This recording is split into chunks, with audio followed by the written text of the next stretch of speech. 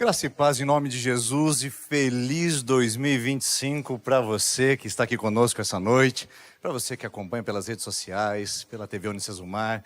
É a nossa primeira celebração do ano de 2025 e já começamos semeando este ano em oração, em dependência, em adoração e agora nós vamos ouvir a palavra do Senhor aqui nesse lugar. O tema que nós estamos iniciando e que vai nos acompanhar durante todo o mês de janeiro tem por tema e por título Semeadores.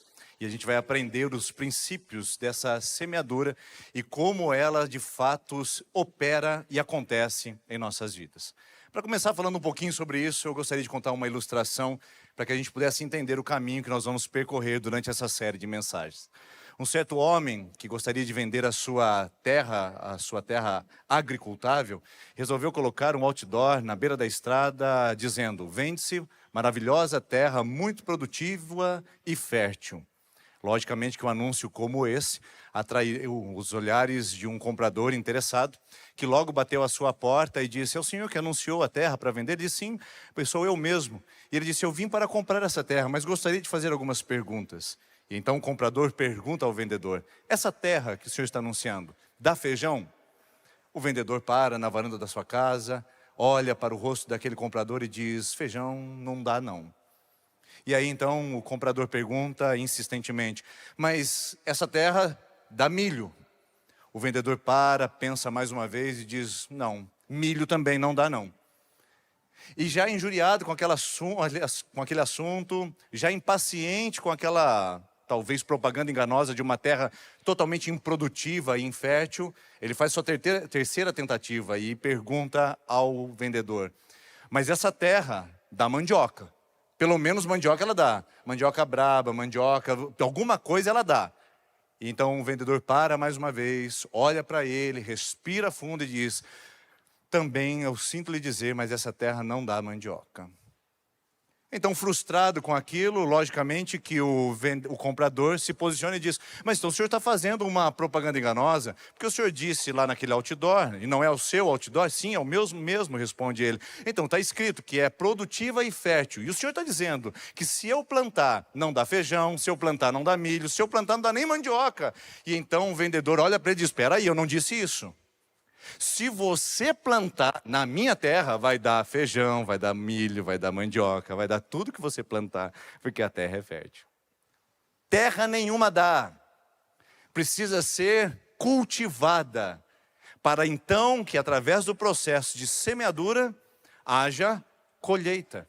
E nós precisamos entender que esse é um princípio universal, que nós chamamos de lei da semeadura, ou seja, se você plantar, caso você plante, para todos os contextos e ocasiões, isto vai de alguma maneira frutificar e você terá então uma colheita. Seja daquilo que você se agrada ou não. Uma vez plantado, o processo implacável e inevitável é automaticamente da colheita. E nós podemos olhar que se trata de uma lei universal, estabelecida pelo próprio Criador em termos naturais. Nós não somos adeptos do evolucionismo. Nós acreditamos que o Deus todo criativo, todo inteligente, todo soberano e todo poderoso fez cada metro quadrado desse imenso e misterioso universo e plantou e estabeleceu de uma maneira precisa cada uma das leis que sustentam esse universo. Inclusive, se você olhar, existe dia e noite, frio e calor, e existe plantar e colher. A isso nós chamamos de lei natural. Deus estabeleceu no nosso contexto, seja ele agrícola ou humano, uma lei natural de semeadura e de colheita.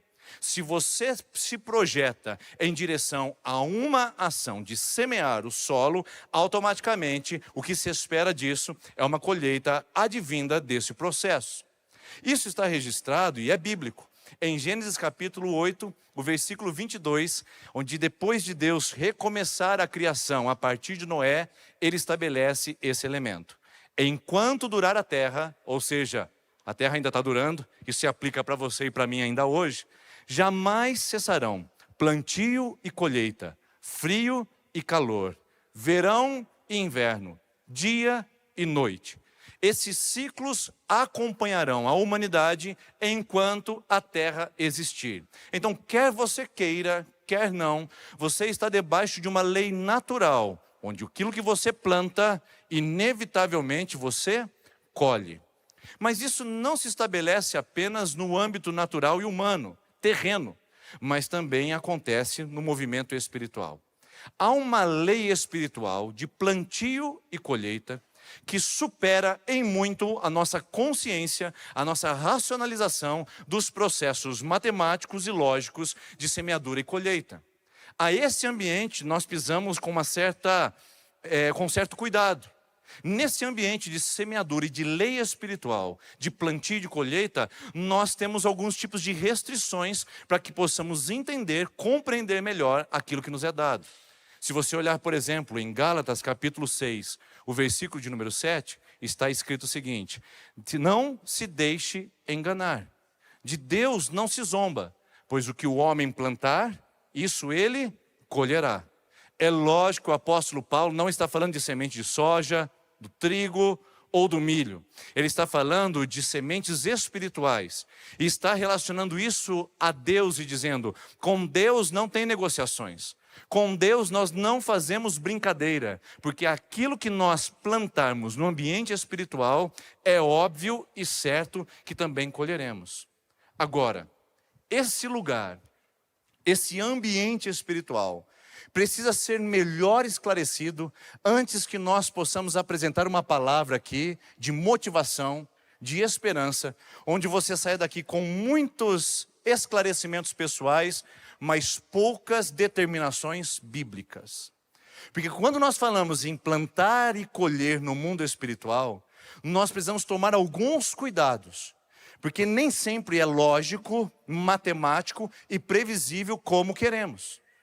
Se no processo de lançar semente de soja, automaticamente nós temos a colheita de soja, no ambiente espiritual, nós temos algumas variáveis e precisamos estar conscientes das nossas limitações humanas para que a gente não se torne um tipo herético, um tipo enganoso de mensagem cristã que está mais adequada ao interesse dos ouvidos pós-modernos do que de fato ao propósito de Deus para os seus filhos. Então eu queria que você olhasse um outro texto que eu selecionei, para a gente andar nesse caminho de lei da semeadura espiritual. Para a gente andar com cuidado, com delicadeza, porque é um tema sensível e perigoso se nós não delimitarmos as fronteiras e sabemos exatamente do que estamos falando quando estamos trazendo a você a mensagem: semeie, plante e espere por uma colheita. O texto é de Eclesiastes capítulo 4, Eclesiastes capítulo 11, o versículo número 4, que diz assim: quem fica observando o vento, não plantará, e quem fica olhando as nuvens, não colherá. Versículo 6, pula o laranja, por favor. Plante de manhã a sua semente, e à tarde não fique de braços cruzados, pois você não sabe qual semente crescerá, se essa ou aquela, ou se ambas serão igualmente boas. Então ele está falando sobre o processo de semeadura. Quais são os caminhos que nós precisamos tomar? Mas ele está aplicando isso ao movimento espiritual. Por isso que agora ele vai falar de Deus. Dá uma olhadinha na técnica sanduíche do sábio, o pregador, o escritor de Eclesiastes, que agora eu leio com você a parte laranja. Assim como você não conhece o caminho do vento, nem como o corpo é formado no ventre de uma mulher, assim também não pode compreender o que Deus faz, o Criador de todas as coisas. Espera aí. Aqui, o pregador e o sábio está dizendo: existe uma lei espiritual de semeadura, mas a nossa cognição, a nossa racionalidade, a nossa mísera inteligência não consegue descrever, categorizar e catalogar todos esses procedimentos que ultrapassam a nossa compreensão. Por isso, eu quero pisar com você nesse território de uma maneira muito sensata, sóbria, e não avançando para além daquilo que as Escrituras me estabelecem como limite, para que nós não venhamos cometer um equívoco e avançarmos uma mensagem que é muito motivadora, mas que é antibíblica. Então, em primeiro lugar, eu gostaria de dizer para você o que eu não vou pregar essa noite. Infelizmente, vou gastar um grande tempo para explicar para você aquilo que não é o meu propósito ensinar nesse lugar. E isso se faz cada vez mais importante num mundo onde o evangelho se tornou um picadeiro, um circo, onde você assiste nas redes sociais e vê nos canais de YouTube e tantos outros influencers, coisas que são totalmente contrárias e contraditárias às Escrituras, sendo seguidas, postadas, repostadas, curtidas e também popularizadas. Então eu quero que você esteja atento, porque não se trata de pregar um assunto que está na moda, onde todo mundo no começo do ano está falando sobre isso. Se trata de tomar os devidos cuidados para que a sua compreensão não seja divergente do que a Escritura apresenta.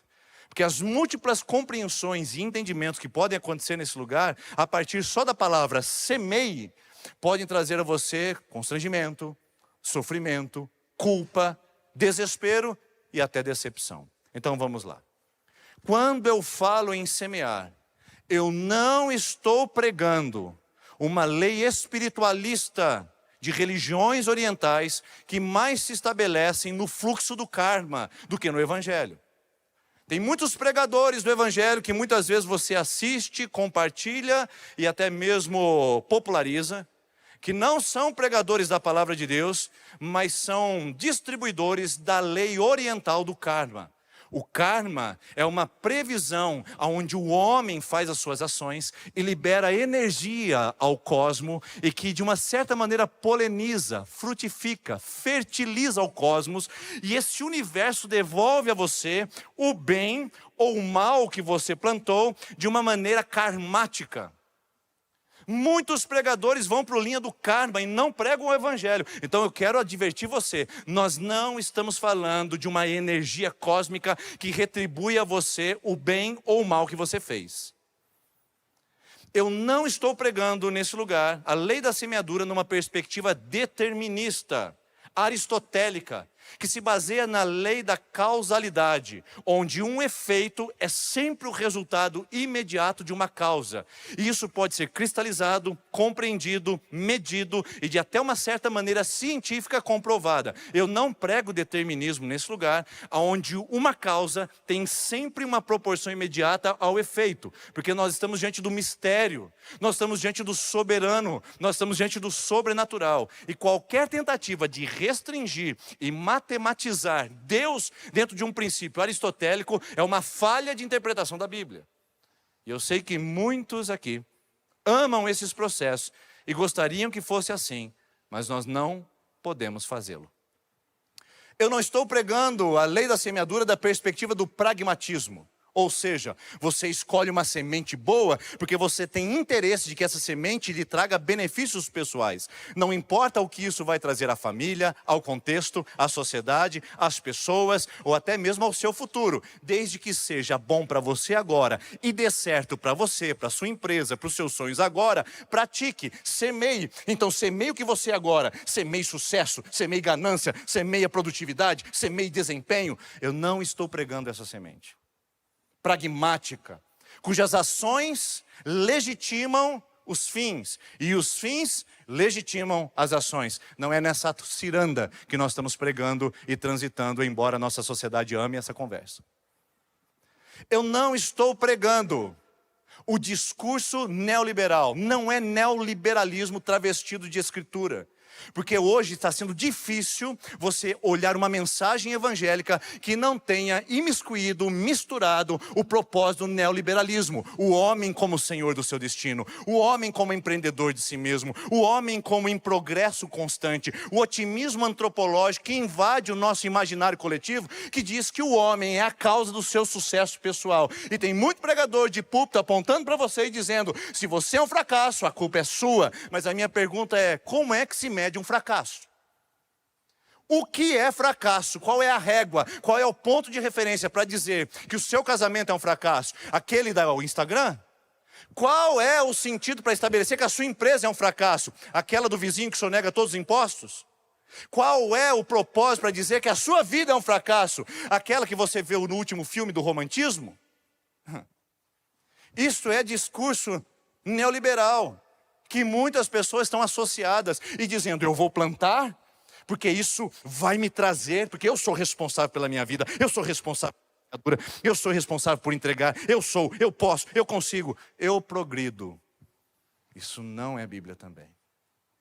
Eu não estou pregando a semente do ponto de vista do senso comum. A lei da semeadura é que o senso comum extravasa, até com um veneninho escorrendo no canto da boca, mais ou menos dizendo o seguinte: aqui se faz, aqui se paga. Tome, bem feito. Agora você está comendo o pão que o diabo amassou. É a lei da semeadura, não é esse senso comum que eu estou pregando aqui. Que as pessoas vibram e celebram, num sentimento vingativo e muitas vezes invejoso, o sofrimento alheio, a dor do outro, a angústia que toca a outra família. Não é essa semente que eu estou pregando aqui nesse lugar também. Não estou pregando uma semente triunfalista, estúpida, que o mundo evangélico declara como bíblico.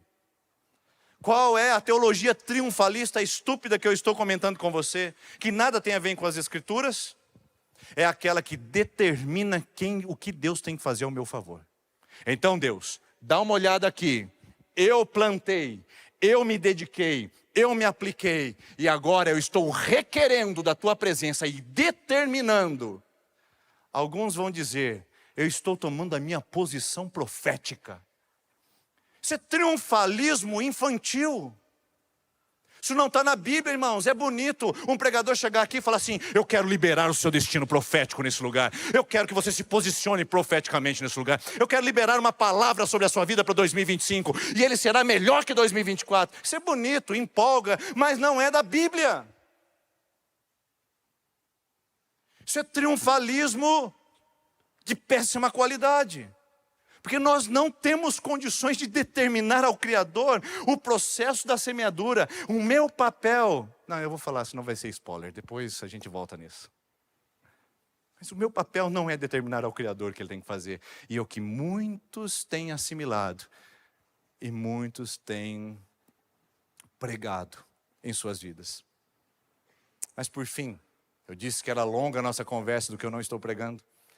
Eu não estou pregando um estoicismo mórbido. Estoicismo é uma filosofia grega de alguns séculos antes de Cristo, que é muito presente nos nossos dias atuais, principalmente por causa da popularização da cultura oriental. O estoicismo prega que você tem que ser passivo diante de todas as experiências da vida. O estoicismo não manifesta nenhum tipo de consternação. O estoico não esboça nenhuma reação. Aconteceu? Deixe ser. Praticamente o Zeca Pagodinho pregou isso em uma das suas músicas. Deixe a vida me levar, vida leva eu. Essa é a filosofia estoica popularizada no Brasil. Eu não estou pregando o estoicismo onde você cruza os braços e diz: a vida é assim mesmo. Vida leva eu nasci assim, eu cresci assim, eu vou morrer sempre assim. E vai ser dessa maneira. Não é isso também que nós estamos pregando.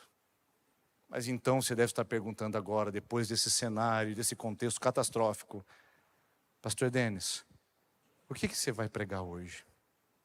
Aí eu respondo para você: eu também não sei agora. Porque fica tão limitado. Fica diante das distorções, diante das manipulações, fica tão curto, tão restrito. O que a gente pode pregar sobre isso? Isso foi causa de oração, foi causa de um gastar espiritual em oração e também emocional. Foi queimar os neurônios e dizer: Senhor, como falar de um tema tão importante, tão rico? Está aí a lei da semeadura e colheita física, está aí a lei de semeadura, colheita espiritual. Mas como falar para um povo que eu tenho responsabilidade de ser o mais sério possível, para não trazer para eles uma garantia mentirosa de que aquilo que ele plantar, ele tem o direito de determinar e que ele vai colher? Porque não há garantias. Não há. Um amigo meu, sincero, amoroso, um homem de caráter, um pai exemplar, um marido fiel, cujo caráter eu posso atestar, semeou a vida toda sobre a sua família e sobre a sua esposa. Mas uma crise emocional Fez com que essa mulher desanimasse do casamento e separasse dele, sem mais e sem menos, ao ponto de ele entrar no meu gabinete desesperado e dizer: pastor, eu estraguei tudo, onde foi que eu errei na semeadura? Como eu posso, essa foi a minha oração com o Senhor, ser o mais sério, sensato, sóbrio e bíblico possível, dizendo que existe uma lei espiritual de semeadura, mas que também você precisa entender que existem mistérios que rondam e que a gente não pode descrever e decodificar todos estes. Então eu cheguei à seguinte conclusão, que nós precisamos, na verdade, entender princípios.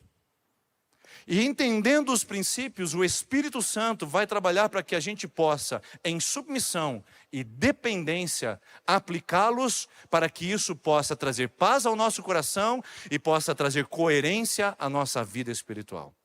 Então eu vou apresentar para você os princípios da lei da semeadura do ponto de vista espiritual. E eu não quero pisar naquele território que de antemão te apresentei. Eu quero ir para um outro totalmente novo, onde você possa entender isso do ponto de vista espiritual e da limitação. Como Eclesiastes disse, você não sabe o caminho dos ventos, você não sabe como uma criança é formada no ventre da sua mãe, e você não sabe de nada. Então eu, diante desta consciência do mistério, diante do meu atestado de ignorância ao sobrenatural, eu quero ser o mais humilde possível para compartilhar com você as minhas impressões sobre como podemos usar esses princípios de uma maneira sensata e bíblica na nossa vida para o ano de 2025, ou seja, qualquer ano que viermos a passar.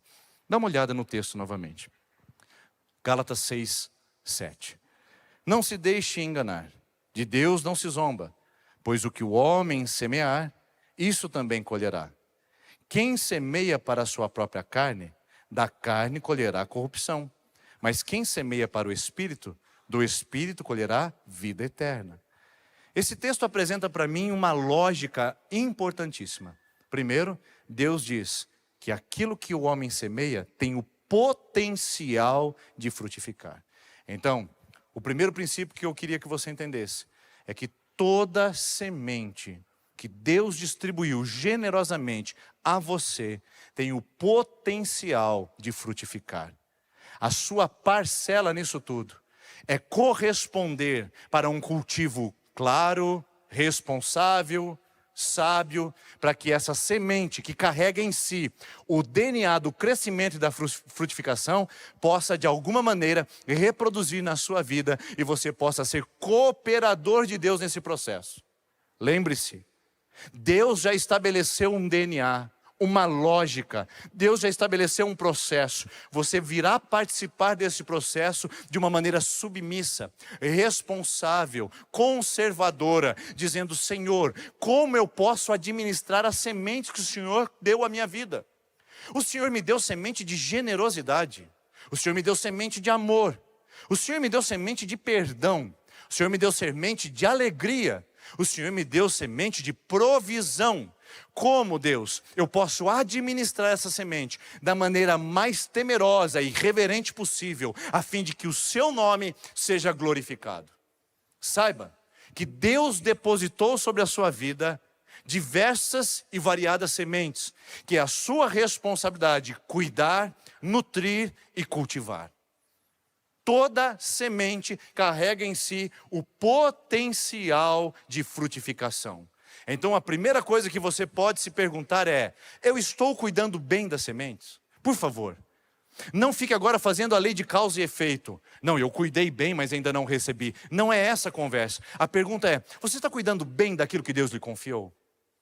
O que está em suas mãos hoje está resguardado em oração, coberto em oração, protegido em consagração? Você está cultivando o solo para que essa semente, com todo esse potencial de expansão, de bênção e de visitação sobre a sua vida, possa te alcançar? Agora, esteja consciente também que as sementes malditas e malignas também têm de igual maneira o tamanho potencial de expansão e de explosão na sua vida. E parece que para esses a gente não precisa de muito esforço para cultivar. São como ervas daninhas, você já percebeu? Aparecem sem serem convidadas. Lá na grama de casa, que eu tentei cuidar durante um ano de uma maneira precisa e intencional, depois daquele corte de grama no final da tarde, passando e me abaixando e descadeirando, tentando pegar aqueles brotinhos de tiririca ou de qualquer outra erva daninha. Depois de um tempo eu desisti e disse, não, esse negócio cresce mais que grama. Parece que é esse o processo, porque as sementes elas têm potencial de frutificação, seja para o bem, aquelas que Deus lhe deu como variedade em suas mãos, seja para o mal, aquela que a sociedade estabelece para que você possa coletar e fazer uso delas. Segundo princípio que eu vejo nesse texto, é que toda semente, ela germina, ela frutifica e produz de acordo com a sua espécie.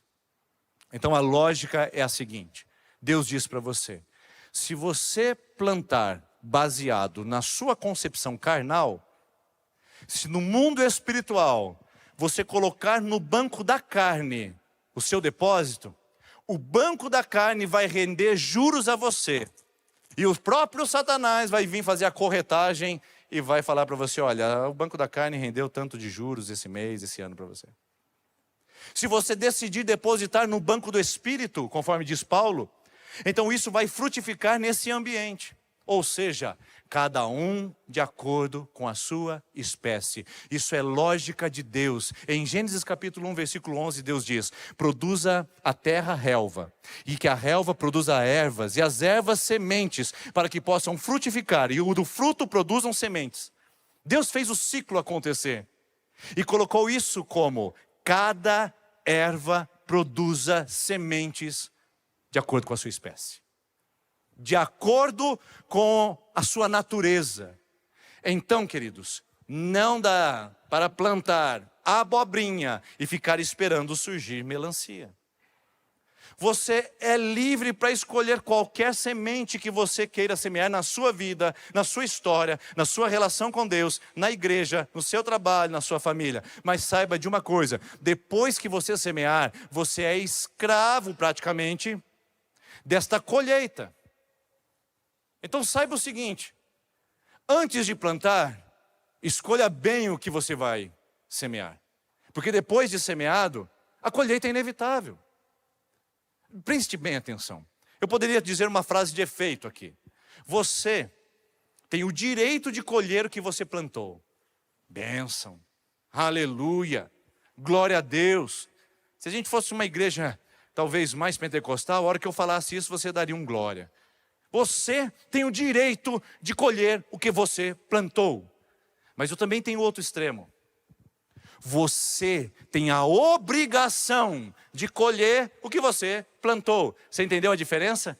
O direito é aquilo que me apetece, aquilo que me agrada, aquilo que eu plantei de bom e que eu quero colher. A obrigação é aquilo que eu falhei, aquilo que eu errei, aquela semente podre que eu lancei, que infelizmente deu frutos podres na minha vida. Por isso que um provérbio chinês é bem interessante citá-lo aqui. Diz assim, você pode escolher o que você vai plantar, mas jamais você pode escolher o que vai colher. Não é verdade? O seu processo de escolha individual como homem, como mulher, como jovem, como adolescente, é escolher o que você vai plantar agora. Porque depois que você escolheu plantar e a semente está no solo, você agora vai colher os resultados disso daí. E isso é uma lei que o próprio Deus estabelece com Paulo dizendo, no mundo espiritual, cada semente germina de acordo com a sua espécie. Então não dá para você plantar da carne e esperar que as bênçãos de Deus venham sobre a sua vida. Em Oséias capítulo 8, versículo 7, Oséias coloca o dedo no nariz do povo e diz o seguinte, vocês semearam vento e agora vocês estão colhendo tempestades. Então, não tem como fugir dessa realidade. Essa conversa de que nós somos livres para escolher o que queremos é só meia verdade. Pablo Neruda é um escritor chileno e poeta, ele diz o seguinte, nós somos livres para fazermos as nossas escolhas, mas somos escravos de suas consequências. Todo mundo quer a primeira parte. Liberdade, papai e mamãe. Liberdade, querida. Eu quero liberdade no casamento, querido. Eu quero mais liberdade no trabalho. Eu quero mais liberdade na vida espiritual. Eu estou procurando uma igreja liberal para eu ter mais liberdade. Pois bem, saiba que você tem o dom e a bênção da liberdade. Mas nunca se esqueça que você tem a obrigação das consequências. Por isso não dá para a gente, no meio do caminho, querer esperar uma outra coisa diferente daquilo que nós plantamos. Deixa eu dar um exemplo para você, bem interessante, com a nossa oliveira que está aqui. Aqui nós temos uma oliveira. Tem azeitoninhas ali, inclusive. Imagine só que eu plantei uma laranjeira. E então, começou a crescer essa laranjeira. Ela foi se desenvolvendo. Mas no meio do caminho, eu queria que ela fosse um limoeiro. E ali eu comecei a pensar, o que eu faço para que isso possa se transformar num limoeiro? Já sei. Eu vou começar a falar palavras positivas para ela. Então está lá o brotinho, e eu abaixo diante da minha semente de laranja e digo, vai lá, um dia você consegue. Você será um limão. Tá certo, eu plantei você como laranjeira, mas eu decido que você vai ser um limoeiro. Você consegue, vai lá, cresce. E começa a crescer. O pé de laranja que eu plantei, eu vou lá, pego a folha. Ainda está cheirando laranja. Aí eu faço um apelo ao pastor da minha igreja. Digo, pastor, o inimigo atacou minha casa. Eu plantei um pé de laranja, mas eu quero um limoeiro. E eu preciso que o senhor vá lá na minha casa fazer uma campanha de oração com o meu pé de laranja. Então o pastor, todo bem intencionado, mas sem o embasamento das escrituras, e você já está conseguindo fazer associações do que eu estou dizendo, ele vai e começa, eu repreendo todo espírito de laranjeira que está nesse limoeiro. E o pastor diz, olha irmão, a gente está sentindo aqui uma opressão com esse limoeiro, a gente precisa ungir. E o pastor derrama óleo sobre o limoeiro e fala assim, repreendido com essa unção agora, eu libero o seu destino profético, você vai ser uma laranjeira. Aí você começa a fazer um movimento, aí você fala assim, não está funcionando. O pastor veio, orou, tá certo, eu plantei uma laranjeira, mas agora eu quero que seja limoeiro. O que eu faço? Eu já sei, palestra motivacional. A gente contrata o melhor palestrante motivacional que existe, porque quem sabe isso possa mudar, né, as crenças e os sistemas de crenças daquela laranjeira que eu gostaria que fosse limoeiro. Então um palestrante motivacional chega e diz, eu sei que você se sente uma laranjeira.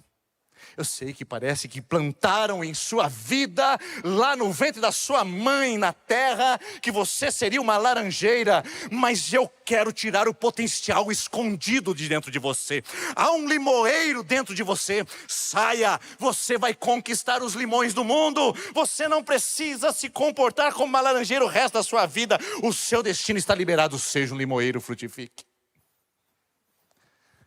Depois de confissão positiva, campanha de oração, palestrante motivacional, eu vejo a minha árvore crescendo e no final o que ela é? Uma laranjeira. Porque nada disso pode mudar o DNA do que eu plantei. Plantou, cada coisa com a sua espécie. Cada um reproduz como a sua espécie. Você não está gostando do que está colhendo? Mude o que você está plantando. Eu sei que não é fácil. Eu sei que existe um processo de esforço hercúleo que vai tomar o seu coração para você ter que refazer o processo de plantio de anos de uma família que aprendeu a viver debaixo da opressão, da dor, do sofrimento. Mas comece a plantar de novo. Se você não está gostando do que você está colhendo, homem, plante diferente. Porque não adianta você plantar uma coisa esperando que outra dará no lugar. Agora, vamos para o próximo, semeadores, que nos interessa bastante aqui essa noite. O princípio da semeadura, ou da lei da semeadura, está em Eclesiastes capítulo 11, eu quero ler com você apenas o versículo 4 e 6 novamente. Quem fica observando o vento não plantará, quem fica olhando para as nuvens não colherá. Assim como você não conhece o caminho do vento, nem como o corpo é formado no vento da mulher, assim também não pode compreender o que Deus faz, o Criador de todas as coisas. Plante de manhã sua semente, e à tarde não fique de braços cruzados, pois você não sabe qual semente crescerá, se esta ou aquela, ou se ambas serão igualmente boas. Então, eu gostaria de trazer para você que Perdão. Toda semente, ou melhor, o processo do semeador, é que a gente precisa semear com intencionalidade. Saiba disso. O que observa o vento, jamais semeará. E o que olha as nuvens, não vai colher. Se você continuar olhando as circunstâncias e tentar fazer lógica ou racionalizar o processo de semear no sobrenatural e no Deus que tem um mistério para derramar sobre a sua vida, você não vai sair do lugar. Matematizar causas e efeitos em Deus e olhar para o cenário, talvez possam te desencorajar a avançar no lugar em Deus, onde você possa confiar mais, descansar mais, onde você possa repousar mais, onde você possa pacificar mais o seu coração. Por isso, semeie com intencionalidade. Seja alguém que, apesar dos desafios, apesar das controvérsias, apesar do contraditório na sua vida, você pega a semente e diz: deixa eu caprichar nisso daqui. Eu sei que até agora eu estou plantando coisas, colhendo coisas ruins do meu plantio. Eu sei que eu não tenho entendido muitas coisas que eu plantei que ainda não recebi. Eu sei que tem chegado muitas coisas na minha vida que eu nem plantei, nem pedi, mas que tem chegado. Então eu quero continuar semeando mesmo assim, porque o processo de uma pessoa submissa em Deus é que ela não paralisa o seu processo de dependência e de semeadura intencional. Você continua semeando naquela vida que te decepciona. Você continua semeando naquele lugar que te traz transtornos e que te traz alguns tipos de conflitos. Você continua semeando naqueles lugares áridos e desérticos, porque você não depende do contexto, você não está esperando por uma abertura clara, lógica ou racional. Você semeia intencionalmente. Depende de você assumir esse processo e dizer: Senhor, eu estou vendo muita catástrofe, o cenário não é favorável, existe muita infertilidade ao meu redor, tem muito terreno árido, mas eu vou continuar plantando. Eu quero perguntar para você: qual lugar da sua vida que Deus está falando ao seu coração?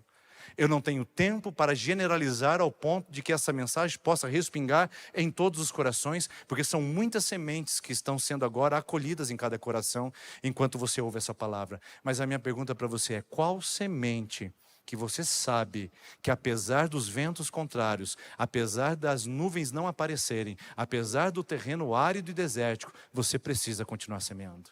Qual semente você precisa continuar jogando no solo? Porque o semeador, ele simplesmente semeia. O que a palavra de Deus diz? Saiu o semeador a semear. Mateus capítulo 13. Ele não está olhando para o tipo de solo, ele quer semear. Então ele semeia e um pouco das sementes caem em solo pedregoso. Ele semeia, outras caem em solo que está cheio de espinhos. Ele semeia e outro cai à beira do caminho, que não tem condições de brotar. E semeia e um tanto cai em solo fértil. Semeie, continue, não pare só porque as circunstâncias estão mostrando para você vento contrário ou ausência de nuvens, que é o que Eclesiastes está nos ensinando sobre a postura do semeador. A segunda postura do semeador é que você precisa semear com perseverança. Não pare. A palavra de Deus diz em Gálatas capítulo 6, versículo 9, a continuação do projeto da lei da semeadura espiritual. Deus diz assim: então continue semeando, porque ao seu tempo nós colheremos, isso se não desanimarmos. Não desanime.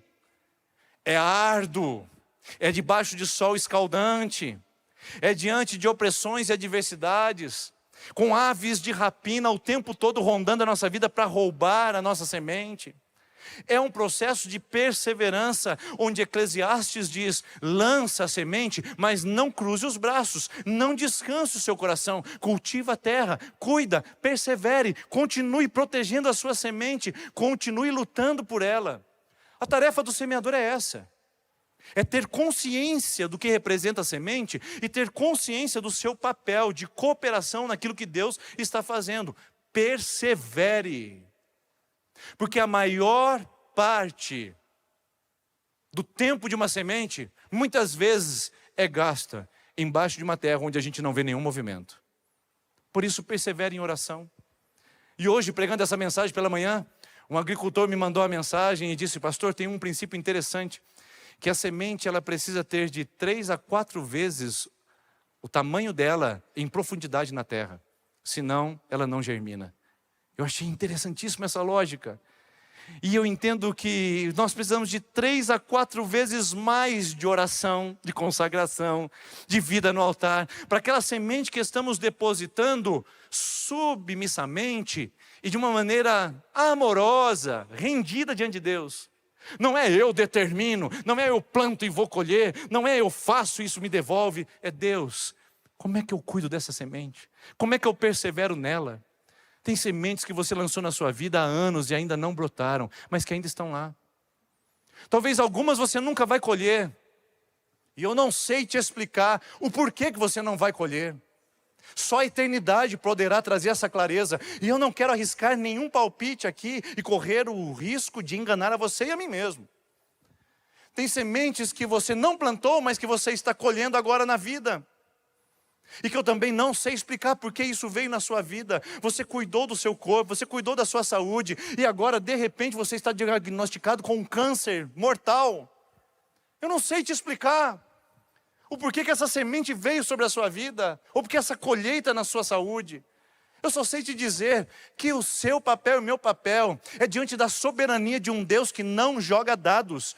Um Deus que tem todas as coisas em suas mãos e não escreve torto por linhas tortas. Ele rejeita cada linha da nossa existência, de que nós estamos debaixo da sua boa, agradável e perfeita vontade. É só isso. Persevere na sua semente, ainda que ela não tenha frutificado.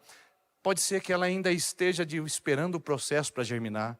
Pode ser que ela venha no futuro, pode ser que ela nunca venha, pode ser que venha outra colheita que você não plantou, mas persevere naquele Deus que te chama a ser um semeador. Saiu o semeador a semear. Eu não garanto para você que o seu casamento vai mudar se você chegar em casa, ao invés de falar palavrão, começar agora a dar elogios para sua família, ou para sua esposa, seu marido. Mas eu garanto que você pode continuar semeando, você não perderá nada em semear isso. Eu não garanto que a sua empresa vai prosperar se você agora der o seu dízimo e a sua oferta e ser muito generoso com o dinheiro que você está recebendo. Eu não posso garantir isso. Eu sei que muitos pastores, eu sei que muitos querem fazer essa troca com você, mas eu não posso fazer essa barganha, eu não posso garantir que isso vai acontecer. Mas eu digo, vale a pena ser generoso, vale a pena devolver ao Senhor, vale a pena ser fiel. Persevere. A semente pode estar escondida. Pode ser que ela não nasça no tempo oportuno que você imaginava, mas está ainda debaixo do controle soberano de Deus.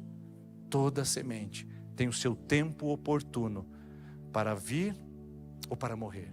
Só Deus pode determinar isso. Na sua vida, só Deus pode definir. Por isso, não aceite alguém que disse para você que a sua semente morreu. E não aceite alguém que diga para você que a sua semente certamente vai germinar. Porque isso não depende de uma palavra humana. Isso depende da palavra do Criador. E a última palavra vem de Deus. Por isso, para a gente aterrissar essa mensagem longe do campo de batalha, do pragmatismo, determinismo, espiritualismo, neoliberalismo, senso comum, triunfalismo e estoicismo, para aterrissar longe dessa pista, eu quero colocar esse último elemento no princípio dos semeadores. Semeadores precisam semear com dependência. É uma semeadura consciente de que eu estou fazendo a justa colaboração com Deus que me deu todas as sementes. É isso. É essa a verdade que nós precisamos assimilar. Primeiro, toda semente vem de Deus e todo o processo de frutificação vem de Deus. Não é o seu desempenho, não é a sua capacidade, não é a sua força, não é a sua articulação política, não é a sua forma de administração, não é o seu berço nobre, não é a sua forma de fazer as suas orações, não é a sua estrutura religiosa, não é a sua penalização pessoal, não é o seu autossacrifício. Quem dá a semente, quem frutifica a semente é Deus. Mas Deus só pode germinar e frutificar a semente que você plantou. O que nós estamos fazendo é entrando numa crise que não fecha. onde pessoas estão plantando demais sem Deus, achando que tudo depende delas, entrando por humanismo estéril e infértil. Estão confiando no braço e na força da sua humanidade. Enquanto outros estão entrando por um espiritualismo transcendente que delega a Deus toda a condição de fazer a coisa frutificar, sem nunca ter lançado uma semente. Nem uma coisa e nem outra. Esses extremos precisam ser aproximados. Eu sei que é confuso para você. Eu sei que é contraditório para você. Por isso que eu estou gastando tanto tempo para explicar isso, porque é muito mais fácil a gente dizer, eu determino, ou dizer, vai e faça a sua parte. Mas eu quero dizer, existe um outro caminho, que não é esse que nós temos aprendido de uma sociedade pós-moderna, que misturou a narrativa bíblica com seus interesses pessoais. O caminho é você semear em dependência. Pegue a semente e semeie em oração. Semeie em rendição. Submeta-se a Deus. Seja subversivamente dependente de Deus. Continue colocando no altar do Senhor, porque no final das contas é Ele quem faz chover sobre a sua semente. Se Ele não fizer chover, não vai valer. Todo o seu empenho, toda a sua aplicação, seu currículo, sua formação, sua capacidade, sua mente brilhante, no final, quem faz chover é Deus. E quem está dizendo isso não sou eu, é a Bíblia. Isaías capítulo 30, versículo 23. 30, 23 diz assim: e Deus trará chuva sobre a sua semente, para que a sua semente produza, e dará pão para a fartura. No final das contas, quem dá chuva para a sua semente não é o sistema político e econômico, não é o sistema de autodesenvolvimento pessoal, não é o sistema que você construiu na sua imaginário. Quem dá chuva é Deus. Tudo isso pode contribuir, mas quem faz chover é Deus. Só Ele pode fazer crescer. Por isso Deus está chamando você para uma justa cooperação, onde nesse ano de 2025 você vai olhar para a semente e vai ter consciência do que ela significa, mas também vai olhar para a sua posição e vai dizer, eu como semeador, eu não sou nada além do que aquele que submete à vontade do Supremo Agricultor. Deixe de ser agricultor do caos e passe a ser um agricultor das bênçãos, submisso e submissa à vontade de Deus, porque no final, quem frutifica e faz crescer é Deus. Paulo disse isso. 1 Coríntios capítulo 3, versículo 6. Eu, Paulo, plantei em viagens, em entrega, em disciplina, em amor, em graça, em misericórdia, em flagelos, em dor, em aflição. Eu, Paulo, plantei. O Apolo cuidou. O Apolo ensinou, o Apolo deu ensinos bíblicos, o Apolo discipulou, o Apolo tratou os contextos espirituais, o Apolo se dedicou, o Apolo cuidou. Mas é Deus quem dá o crescimento. Não é Paulo, não é Apolo, não é Denis, não é sistema, não é estrutura, não é força humana. Quem dá o crescimento é Deus. Por isso, quando nós nos movemos em semeadura, nós entramos para o sobrenatural, não de uma maneira presunçosa e orgulhosa, arrogante e mentirosa, mas humilde e rendida, dizendo, Senhor, aqui está o cesto e a sementeira, aqui está, Senhor, a minha incapacidade de entender as colheitas, mas eu humildemente semeio no meu casamento, na minha empresa, na minha fé, na minha igreja, nos meus filhos, no meu futuro, nos sonhos do Senhor na minha vida, porque de acordo com Efésios 3:20 diz o seguinte, é Deus que faz e efetua em você tanto o querer como o realizar. No final das contas, você só semeia. Assuma a sua posição e espere em Deus pela provisão. Se fosse uma igreja um pouco mais pentecostal, eu diria glória a Deus. Ô irmão, vocês estão ficando pentecostal, hein? Que bênção a gente poder se apropriar de uma palavra como essa, que vai alinhar o nosso coração e nos fazer entender que nós devemos plantar, mas ainda devemos continuar conscientes de que Deus é quem determina como será a nossa safra. Então, para você que veio aqui essa noite dizendo que a sua safra é muito ruim, eu quero dar uma palavra de encorajamento para você.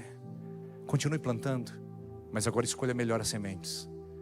Continue plantando, mas agora submeta mais ao seu Criador. Seja mais reverente, mais temerosa. Seja mais temente ao Senhor. Para você que está vivendo safra ruim e acha que não tem solução para você, eu posso dizer para você que o Senhor das safras pode fazer um milagre na sua história. E você pode aprender a lidar melhor com aquilo que você está colhendo, sem perder a fé, sem perder a esperança. Você pode chorar por um tempo, você pode até lamentar a perda do seu casamento, da sua história, a falência da sua empresa, ou até mesmo a frieza espiritual que você está vivendo. Mas depois de um tempo, com a graça de Deus e a misericórdia de Deus que embalsama e cobre a sua vida e a sua semente, a sua safra, você poderá lidar com isso e saber que Deus pode reverter a situação na sua vida. O Salmo 126 diz, no versículo 5, quem sai chorando e andando enquanto semeia, voltará com júbilo trazendo os seus feixes. Quem está chorando enquanto semeia, talvez você entrou aqui essa noite chorando pelo casamento destruído, pela história perdida, pela identidade roubada. Talvez você entrou aqui chorando por muitas coisas que aconteceram na sua vida e te tocaram hoje. Mas eu quero dizer para você, continue andando e semeando. Quem anda chorando e semeando, porque não para de semear, voltará um dia colhendo os seus feixes. Um dia essa safra muda, um momento essa safra se transforma e você vai trazer os seus feixes de graça e misericórdia. Mas enquanto essa safra não muda, Deus é a sua companhia, Deus é o seu sustento naquele apartamento solitário que você se enfiou, Deus é o seu sustento naquela empresa caótica que você construiu, Deus é o seu sustento nessa história sem pés, sem cabeça e sem sentido que você experimenta. Deus continua sendo o seu sustento. Chame-o para a sua safra e continue plantando humildemente, reverentemente, tementemente, e o Deus da frutificação estará com você.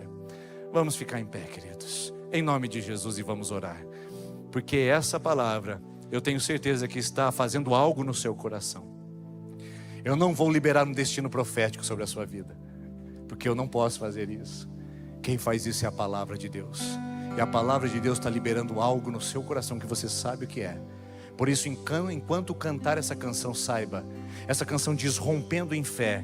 Quais são os obstáculos? O que tem impedido? Rompa, saia do lugar, avance e diga: Senhor, eu entendi a tua palavra. Aqui está minha semente, aqui está a minha humildade, aqui está o meu coração. Enquanto cantarmos essa canção, vamos semear ao Senhor.